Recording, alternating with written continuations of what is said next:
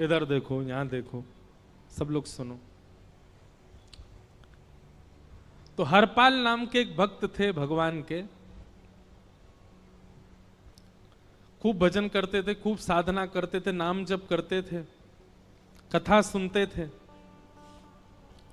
लेकिन वो ब्याह नहीं कर रहे थे। क्यों? उनकी इच्छा थी कि जैसा मैं भजन करता हूं, जैसी मेरी भक्ति है, जैसा मेरा भाव ठाकुर जी के प्रति है, ऐसी कन्या मिले तो मैं ब्याह करूंगा, नहीं तो जीवन भर ऐसे ही रहूंगा। तभी उनके किसी रिश्तेदार ने आकर के बताया, बोले तेरे लायक कन्या मिल गई मुझको। तो हरपाल जी बोले, क्या क्या गुण है उस कन्या का? बोले उस कन्या ने शर्त रखी है, मैं उसी से ब्याह करूंगी जो रोज 1000 संतों को प्रसाद पवाता हो। हरपाल जी बोले, अब तो मुहूर्त भी नहीं निकलवाना, कल ही ब्याह करवा दो मेरा। ऐसी कन्या से तो मैं बिना मुहूर्त के ब्याह करूं। मुहूर्त उसके संग देखा जाता है जिसके संग यह संकोच हो या फिर यह दुविधा हो कि पता नहीं जीवन कैसा चलेगा। इससे तो मुझे भरोसा है बढ़िया जाएगा मेरा जीवन, इसी से ब्याह करा दो। कन्या ने शर्त रखी, हरपाल जी हम आपसे ब्याह तो कर रहे हैं पर हमारी शर्त मंजूर है ना, रोज 1000 संतों को प्रसाद पवाना पड़ेगा। बोला मैं निश्चित करूंगा, आप ब्याह कर लो। और ब्याह हो गया। हरपाल जी रोज 1000 महात्माओं को प्रसाद पवाते। अब देखो, अगर कोई संकल्प ले ले कि मैं 1000 महात्माओं को प्रसाद पवाऊंगा, अगर 100 महात्मा ज्यादा बढ़ जाएं, 200 महात्मा ज्यादा, उनको मना करेगा क्या? वो तो फिर अपराध बनेगा उससे। प्रसाद पवाने का संकल्प लिया तो जितने आए सबको बैठाने की जिम्मेवारी उसकी। ऐसी कथा में भी होता है, कथा में जितने लोग आए सबका स्वागत होना चाहिए, सबके लिए स्थान पर्याप्त होना चाहिए। कई जगह प्राइवेट कथा करा, हम तो मना कर देते, मत कराओ भैया, आपको अपराध लगेगा। क्यों? वैष्णव को पता चला कि कथा हो रही, वो सुनने आ गया, जगह नहीं मिली या फिर वो बैठ नहीं पाया, तो खाली रहे भले ही स्थान, पर फिर भी स्थान बड़ा रखो ताकि कोई भी आए तो कोई रहे ना कथा से, नहीं तो कथा कराने वाले को अपराध लगता है। वैष्णव बिना सुने चला गया। तो हरपाल जी ने नियम ले लिया, रोज 1000 महात्माओं को भोजन कराते। अब 1000 की जगह कभी कभी 1200 भी हो जाते, 1300 भी हो जाते, 1500 भी हो जाते। लेकिन हरपाल जी करते कुछ नहीं थे, कमाई का कोई जरिया नहीं था, केवल दादा परदादाओं की पुश्त से जो उनके पुश्तैनी धन था उसी को ही खर्च करते जा रहे थे। 1 साल तक बढ़िया चला, 1.5 साल बढ़िया चला, लेकिन 1.5 साल बाद धीरे धीरे धन खत्म होने लगा। जैसे ही धन खत्म होने लगा, हरपाल जी बड़ी चिंता में आ गए, क्या करें। पत्नी को नहीं बताते थे। क्यों? बोले इससे तो शर्त लगी, इसको क्यों बताऊं अपना दुख, इससे तो शर्त मेरी यही शर्त थी कि रोज 1000 संतों को भोजन कराना। तो हरपाल जी ने बाहर जाते और दुकानदारों के यहां से जाकर के कर्जा लेने लगे। वो पुराने संपन्न थे तो किसी ने कर्जा देने से मना भी नहीं किया, सब देने लगे, बोले ले जा। इतना कर्जा कर लिया, 6-7 महीने तक कर्जे में भी उनके संत सेवा बंद नहीं हुई।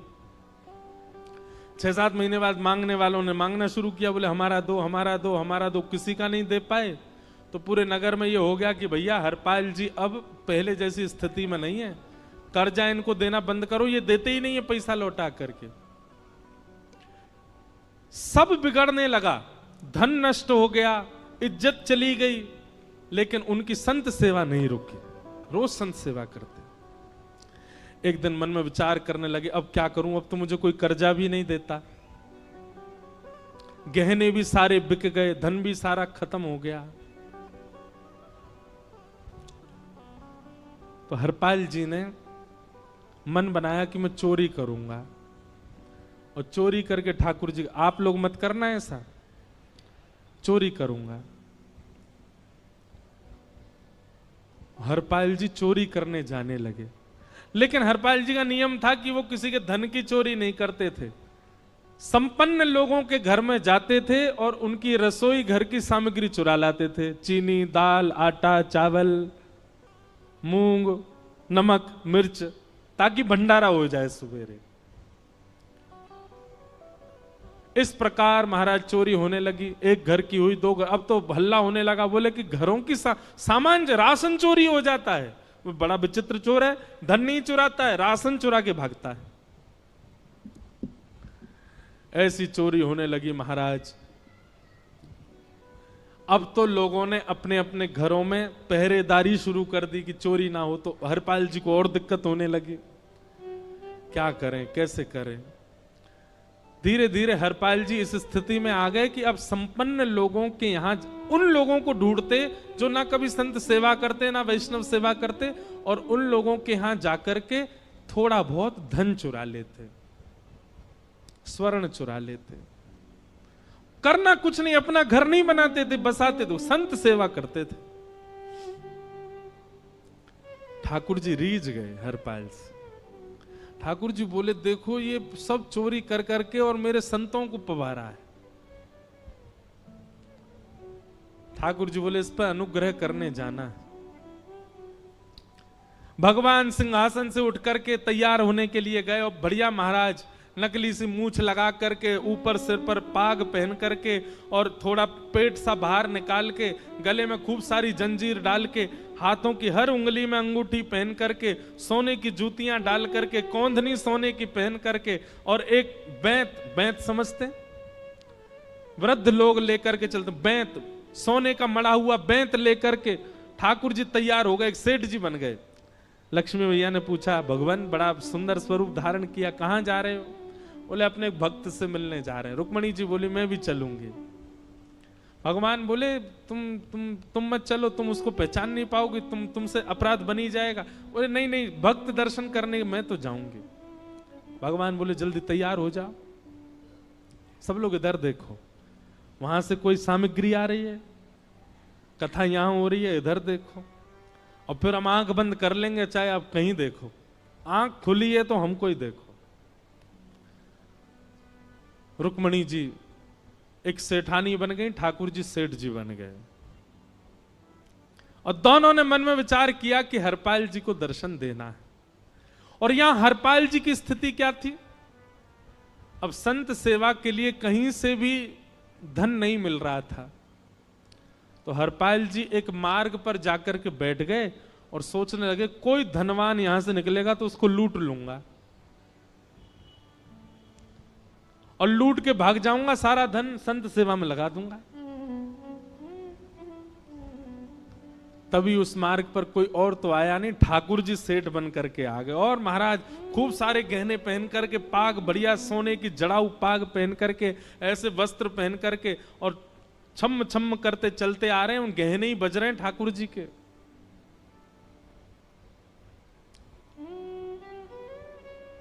हरपाल जी ने जैसे नेत्र खोल करके देखा, ठाकुर जी के रूप यौवन और सबरी उनके श्रृंगार को देख करके हरपाल जी बोले, ये तो एक आध साल के भंडारे की व्यवस्था आ रही है सामने से। इतने में ही सेठानी जी, रुक्मणी जी भी आई, उनको ओहो, ये तो कम से कम 5-10 साल की व्यवस्था आ रही है।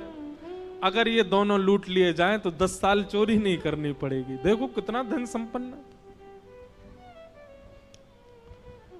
हरपाल जी के बगल में जैसे ही ठाकुर जी पहुंचे, हरपाल जी बोले, भैया जय श्री कृष्ण, प्रणाम। ठाकुर जी तो नाराज हो गए, क्या भगवान का नाम बोलता है सुबह सुबह? तुम सब लोग बड़े पाखंडी हो, ढोंगी हो, और हमने सुना इस गांव में एक रहता है, वो चोरी डकैती करता है, और फिर कहते हैं संत सेवा करता है। ऐसी काय बात की चोरी भैया? करता तो चोरी है, भली उससे भली संत सेवा करता हो। नाम उसका हरपाल है, हम सब जानते हैं। भगवान का नाम मत लो हमारे सामने। हरपाल जी समझ गए, वो तो बिल्कुल भगवत विमुख है, इसकी तो एक अंगूठी भी नहीं छोड़नी मुझको, इसका तो सब लेके जाऊंगा। अगर ये बदले में जय श्री कृष्णा बोलता तो एक आध गहना छोड़ देता इसका मैं, पर ये तो इतना बिखर रहा है भगवान का नाम सुन के, इसका कुछ नहीं छोड़ूंगा, सब ले जाऊंगा।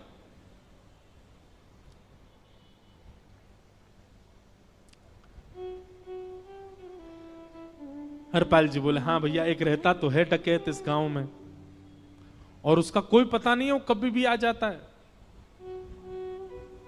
लेकिन एक मार्ग जंगल में होकर के है, उसमें गांव में नहीं जाना पड़ता। जंगल से गुप्त चुप निकल करके पूरे गांव पार हो जाएंगे, आप शहर पहुंच जाओगे। उसका रास्ता मुझे ही पता है। सेठ जी बोले तो तुम हमको पार करवा दो। हरपाल जी बोले मैं पार तो करवा दूंगा, लेकिन भगवान मेरे घर कुछ मेहमान आए हैं, उनके भोजन आदि की व्यवस्था के लिए मैं तो बाजार आया था, मेरे पे धन नहीं है। आप यदि मुझको कुछ दे देंगे तो मैं घर पर व्यवस्था करके आऊंगा, तुरंत आपको लेकर के गांव पार करवा दूंगा। ठाकुर जी ने उसको कुछ सोने की मोहर दे दी। बोले लो तुम अपने घर की व्यवस्था कर आओ। हरपाल जी ने सामग्री खरीदी, घर पर पहले व्यवस्था करके आए। बोले आज की व्यवस्था हो जाए, क्योंकि आज तो 10 साल का सब चोरी करना समय लगेगा। पत्नी से कहा भोजन प्रसादी बनाओ, संतों को पवाओ। संत पूछेंगे मैं कहां है, तो कहना कि आप लोगों की 10 साल की व्यवस्था करने गए आज। हरपाल जी लौट करके आए और सेठ जी से कहा आइए आइए चल दीजिए मेरे साथ और हमारे संगी चलना बिल्कुल। ठाकुर जी रुक्मणी जी चलने लगे। जैसे ही विहंगम जंगल में पहुंचे, भयंकर भयावह जंगल, बीच जंगल में जैसे ही पहुंचे, हरपाल ने पीछे मुड़ करके देखा, दोनों चले आ रहे हैं।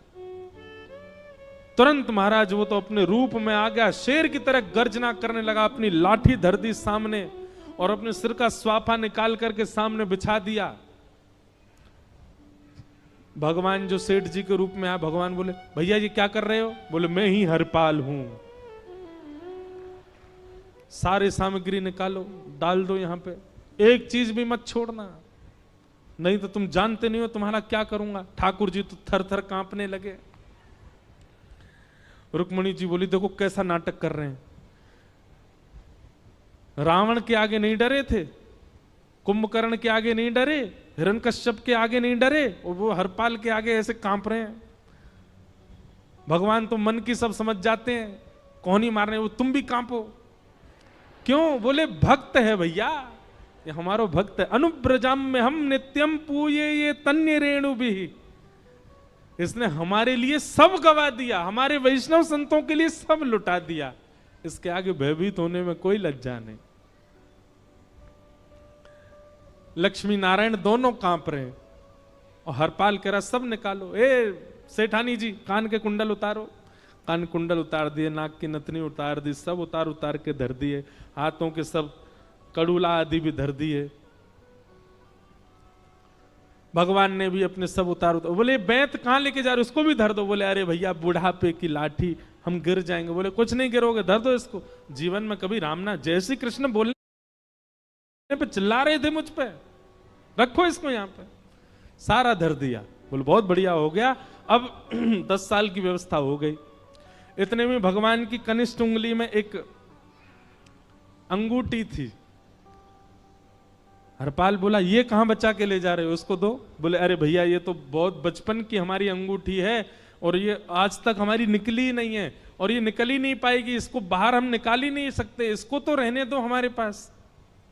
बोले तुम क्या जानो, इस अंगूठी से कम 1 हफ्ता संत भोजन होगा और तुम पे तो दया करनी नहीं है। चिल्लाए थे मुझ पे जय श्री कृष्ण बोलने पर, निकालो इसको। भगवान खूब प्रयास करें, वो नहीं निकले तो हरपाल जी ने उंगली पकड़ी। बोले इसको काट देता हूं मैं, तुम्हारे पास उंगली रहने का कोई काम नहीं है, तुम उंगली से करते ही क्या हो। और महाराज जैसे ही उंगली पकड़ करके काटने का मन किया, वो काटने ही वाले थे, इतने में ही द्वारिकाधीश भगवान शंख चक्र गदा पद्म धारण करके प्रकट हो गए सामने। रुक्मणी जी महालक्ष्मी के रूप में प्रकट हो गई और दोनों ने अपने अंक में हरपाल को भर लिया। हरपाल जी समझ नहीं पा रहे ये क्या हुआ, दूर हटे। बोले नाथ, बोले हम साक्षात द्वारिकाधीश, ये साक्षात रुक्मणी तुम्हारी भक्ति से प्रसन्न होकर तुमको दर्शन देने आए हैं। हरपाल जी घुटने के बल बैठ गए, रोने लगे, सर रख दिया चरणों में, पटकने लगे। बोले नाथ,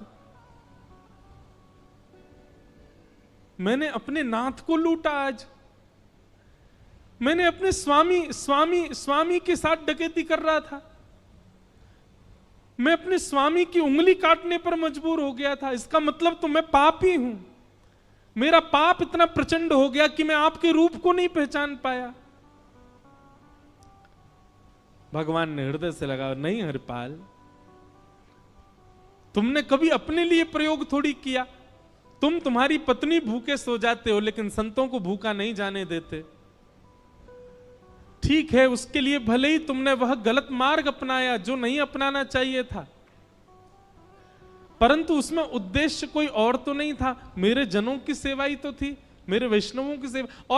और देखो हरपाल, एक मेरी बात सुनो, आज तुम्हारे मन में ग्लानि होती है कि तुमने दूसरों का धन हड़प करके और उससे संत भोजन कराया।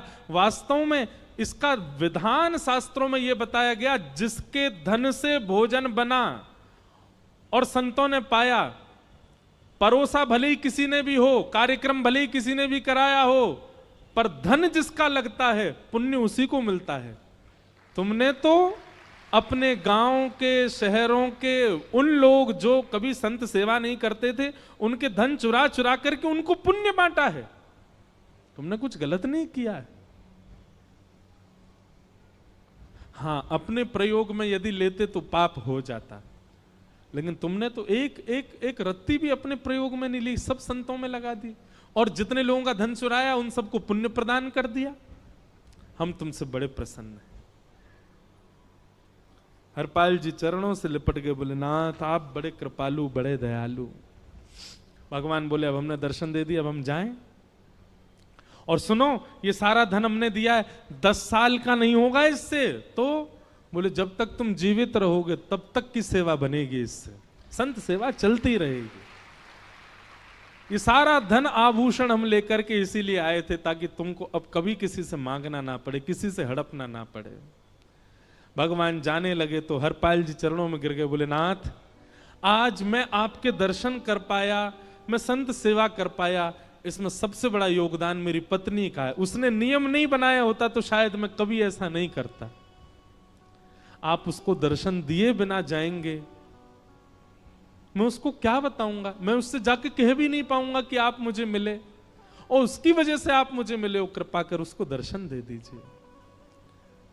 ठाकुर जी बोले ठीक है। तुरंत लक्ष्मी नारायण भगवान ने छोटे छोटे बालकों का रूप धारण कर लिया और हरपाल जी की गोद में बैठ गए, और हरपाल जी अपनी गोद में लेकर के ठाकुर जी को घर पर आए, और आकर के अपनी अरे सुनो देखो कौन आए हैं। जैसे बाहर आकर के देखा तो नन्हे से ठाकुर जी, नन्ही से रुक्मणी जी गोद में बालकों की भांति बैठे हैं। बोले अरे इतने सुंदर सुंदर बालक। बोले बालक नहीं है, ये साक्षात जगन्नाथ भगवान, साक्षात रुक्मणी जी, साक्षात द्वारिकाधीश हैं।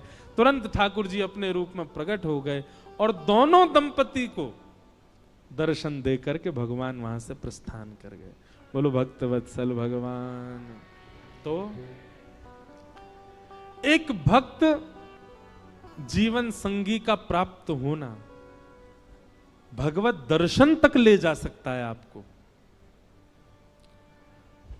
अब जिनके ब्याह हो चुके हैं उनसे तो अब हम कुछ कर नहीं सकते, पर जिनके नहीं हुए हैं संभल जाओ, सुधर जाओ, ठाकुर जी से प्रार्थना करो, और प्रार्थना करके केवल एक ही चीज मांगो, क्या? हम गृहस्थी हैं नाथ, यह गृहस्थाश्रम है, हम इसमें आ चुके हैं, अब कृपा करके हमारे जीवन में जो भी आए वो आपका भक्त आए। लेकिन आपके अथक प्रार्थना करने पर भी ठाकुर जी ने यदि नहीं दिया तो भी चिंतित मत होइएगा। मीराबाई को भी नहीं मिले अनुकूल, करमेती बाई को भी नहीं मिले अनुकूल, सक्कू बाई को भी नहीं मिले अनुकूल पति,